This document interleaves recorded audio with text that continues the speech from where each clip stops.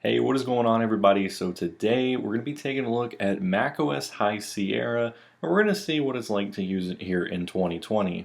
Now, this isn't anything crazy like using macOS 10 Lion in 2020, but this is still an operating system that is now 3 years old. So let's go ahead and talk about it today, talk about some of the features it implemented and what it's like to use here today. Okay, so first off here, let me tell you what computer this is actually running on. So this is a 2011 MacBook Pro 13-inch.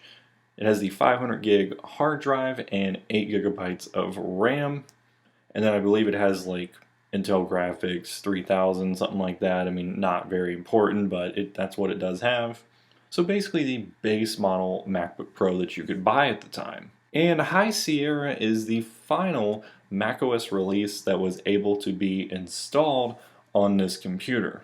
So I have the current version of High Sierra, which is 10.13.6, and this computer of course came with macOS 10 Lion, so we've been through several operating systems over the years on this MacBook Pro that I have. So High Sierra came out in 2017 and it followed macOS Sierra. Now, having a similar name obviously points to a similar operating system, and that's because Apple wanted to basically improve the under the hood things in Sierra. So yes, it added a few new, different design kind of things here and there, but it was mainly focused on data, video, and other under the hood things that would just make macOS better for years to come. They basically wanted to perfect the things that were going to be powering the operating system. Before we talk about some of those more in-depth changes, let's just talk about this design real quick. So we have the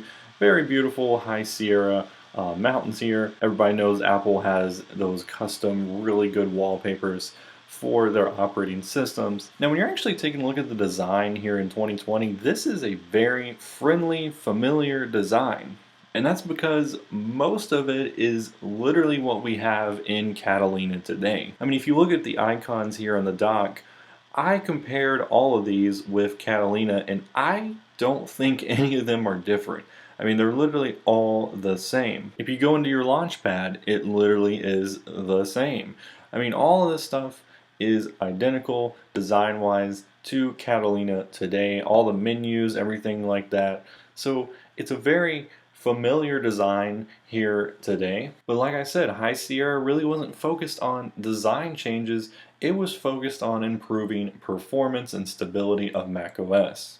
Probably one of the biggest changes in High Sierra that is set up the future for Macs is the change over to the Apple file system. So this got rid of the standard file system that we've had for many years, and basically it was just Apple's way of improving and modernizing the file system for modern hard drives like solid-state drives. Apple said, of course, that it's safe and secure. It has things like native encryption and snapshots and all sorts of good stuff. And I remember installing this update back in 2017 and using it for the first time. And the Apple file system just really felt like I had a new computer. I mean, it made everything super quick, super responsive, and it was just a huge change. And of course, we still use the Apple file system today, and it's still on every modern Mac, of course, and it's still fast, it's still responsive, and I have personally had no issues using this new format. So that was one of the major changes here in High Sierra that is set up future Macs. Apple also switched over the video encoding to the H.265 from the H.264. So this basically improved your video compression, and it also is still used here today. And then the final major under the hood thing was to do with graphics, and that was bringing Metal 2 to High Sierra. Now, Metal is Apple's graphics API, and this brought a lot of things, including machine learning, external GPUs,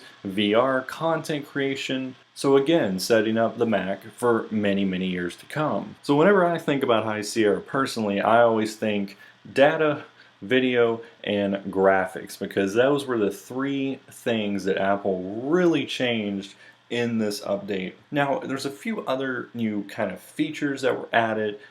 that are pretty important. For example, Safari now got the intelligent tracking prevention, so you had the cross-site tracking feature now that you could block. Safari also got a new autoplay blocking feature, so if you had any content, those ads on websites that may just start randomly playing, Safari now blocked that as well. Also, we had iCloud Drive folder sharing, and we even had the new iCloud family plans that were added as well. And other than that, there was really just some different application refinements, like Photos got a whole lot of new things, and different stuff like that. Notes, I believe, got a few changes. But yeah, other than that, just those major three under the hood things, and then some app refinements, maybe a slight design change here and there. But as far as using it here in 2020, there's still a ton of people that use High Sierra because a lot of people still have these older Macs lying around like I do, and it's totally usable because, you have all the same applications that we have in Catalina. You have basically all the same system preferences, the Launchpad series here, you can use your iCloud no problem. You have everything.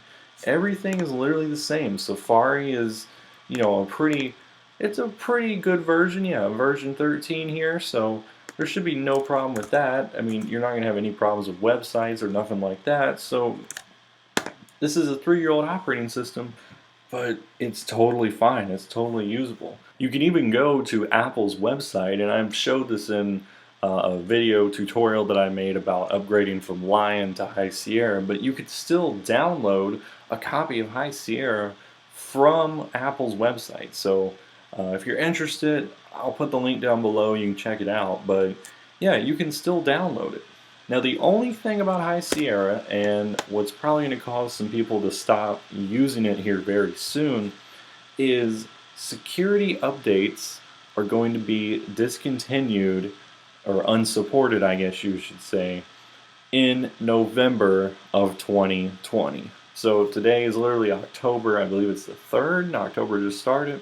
So about a month from now, you're no longer going to get security updates. So if a vulnerability or something is discovered in High Sierra and you're still using it, well, that can be exploited and you may, suffer from that. But High Sierra has had a pretty good run.